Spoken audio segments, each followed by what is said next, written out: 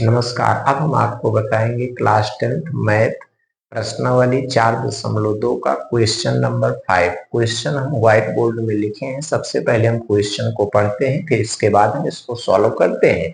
तो सबसे पहले इसमें क्या दिया गया है, एक समकोण त्रिभुज की ऊंचाई। ऊंचाई का मतलब होता है क्या, परपेंडिकुलर ना, लंब। ध्यान देना।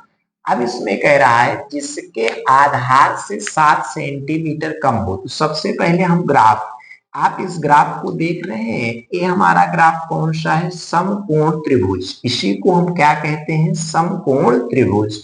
तो ये हो जाएगा ए बी और सी। ये हमारा लंब है, ये हमारा कर्ण है। इसमें जो हमारा एक कर्ण है, ये आधार है, तो इसको हम लिख लेते हैं कर्ण, और ये हमारा क्या है, लंब, और इसको हम क्या कहेंगे, आधार। समझ में आया। तो आधार को हम मानेंगे x। तो इसमें क्या दिया गया है, x। देखिए इसमें दिया गया है आधार से 7 सेंटीमीटर कम हो। तो आधार को अगर हम x मानेंगे तो जो इसकी लंबाई होगा वो आधार से 7 सेंटीमीटर क्या कह रहा है, कम कह रहा है। कम का मतलब होता है माइनस। अगर यही अधिक कहता तो हम क्या लगाते, प्लस। ध्यान देना। और कर्ण कितना दे रहा है, 13 सेंटीमीटर। समझ में आया। अब इसको जब हम हल करेंगे तो इसमें हम लिखेंगे क्या, ध्यान देना। इसमें ध्यान दीजिए, इसमें लिखेंगे माना, सबसे पहले माना आधार बराबर, बराबर कितना हो जाएगा x, तथा लंबाई बराबर कितना हो जाएगा, लंबाई बराबर x माइनस 7। कर्ण आपको दिया ही गया है ना, इसलिए चूंकि कर्ण बराबर कितना दिया गया है, कर्ण जो है आपको दिया गया है 13 सेंटीमीटर। समझ में आया।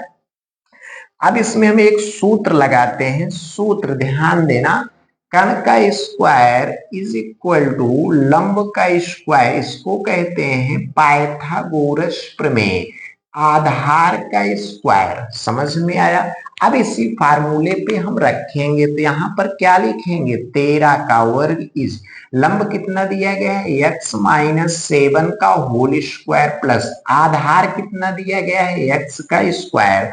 13 का कितना हो जाएगा, 169 A square plus B square minus कितना हो जाएगा, 2ab। तो इसका मतलब 14x। समझ में आया, कोई दिक्कत। A square plus B square minus 2ab, और प्लस कितना हो जाएगा, एक्स स्क्वायर। क्लियर। इसमें आपको कोई संदेह। अब इसको हम क्या लिखेंगे, 1692 x square 2x square minus 14x। समझ में आया, प्लस 49। अब देखिए इसको हम पहचानतर करेंगे इधर, तो इसको हम क्या लिखेंगे, 2x square minus 14x plus 49 minus 169 is equal to 0। समझ में आया। इसमें आपको कोई डाउट ना। अब इसमें क्या लिखेंगे, 2x square minus 14x minus, देखिए ए संख्या बड़ी है, माइनस ए छोटी है, प्लस। अब इसमें देखिए 9 में से 9 गए कितना हो जाएगा, 0। 6 में से 4 गए 2 हो जाएगा 1। अब यहाँ पर 120 आया है, ध्यान देना। इसको हम क्या करेंगे, या एलसीएम लेंगे। 2 जब एलसीएम लेंगे तो क्या आ जाएगा, एक्स स्क्वायर और माइनस, ध्यान देना, माइनस 7x और माइनस कितना आ जाएगा, 120। इसको जब हम लिखेंगे तो कितना आ जाएगा, 2 छंग 12 0, तो कितना आ जाएगा 60। बात समझ में आया। तो अब यहाँ पर लिखेंगे, देखिए अब 60 को ऐसे दो खंडों में तोड़िए कि जो घटाने पर 7 आए। ध्यान देना। तो अब इसमें हम कैसे इसको तोड़ेंगे, तो कि 7 आए, तो सबसे पहले हम इसका क्या करेंगे, अभाज्य गुणनखंड। इसका स्क्रीनशॉट लीजिए ना। अब इसका अभाज्य गुणनखंड करेंगे हम। तो इसका जब अभाज्य गुणनखंड करेंगे तो सबसे पहले इसको हम क्या लिखेंगे, अभाज्य गुणनखंड इसका हम कर लेते हैं। क्लियर। तो सबसे पहले 60, इसको हम क्या लिखेंगे, 23 15 2 15 हो जाएगा, 3 5 15, 5 कम 5, 3 2 दूना 4, 5 15, तो ये हो जाएगा 15 और 4 नहीं, 3 दूनी 6 दूनी 12, 12 में से 5 गए 7। समझ में आया। तो इसको हम क्या लिखेंगे 12 5 और 60। अब 12 को जब हम 5 घटाएंगे तो हमको कितना प्राप्त हो जाएगा 7। समझ में आया? कितना इजी है। सबसे पहले अभाज्य गुणनखंड करना, ध्यान देना।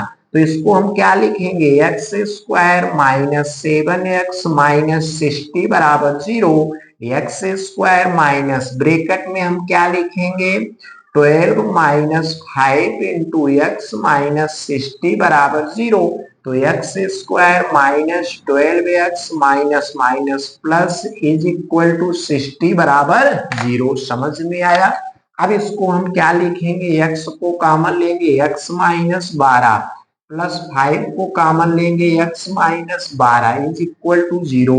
तो हमको क्या मिल जाएगा x is equal to x minus 12 is equal to 0 या x बराबर कितना मिल जाएगा 12। समझ में आया?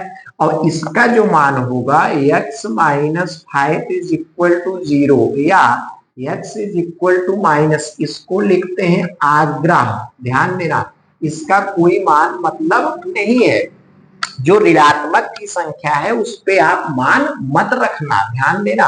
अब इसमें देखिए जो x की वैल्यू प्लस में आई है इसी का हम मान रखेंगे, ध्यान देना। तो x के स्थान पे तो सबसे पहले हमारा यहाँ पर लिखेंगे अतः आधार बराबर, यही आंसर है, आप ध्यान देना। अतः आधार बराबर कितना हो जाएगा 12 सेंटीमीटर। समझ में आया? और इसकी ऊंचाई कितनी हो जाएगी, ऊंचाई कितनी हो जाएगी 12 में से कितना जाएगा 7 तो कितना आ जाएगा 5 सेंटीमीटर। और इसका कण कितना दिया गया था 13 सेंटीमीटर। समझ में आया? तो यही इसका क्या हो गया आंसर। आप खूब बढ़िया इसको व्यवस्थित आप क्रम से आप लिखेंगे ना तो बहुत बढ़िया समझ में आएगा। मेरे प्यारे स्टूडेंट, आपका जो एक्सरसाइज है महत्वपूर्ण प्रश्न है, मैंने सभी को हल करा दिया है। आप खूब बढ़िया इसको समझना, पढ़ना, हल करना और अपने स्वास्थ्य का अधिक ध्यान रखना।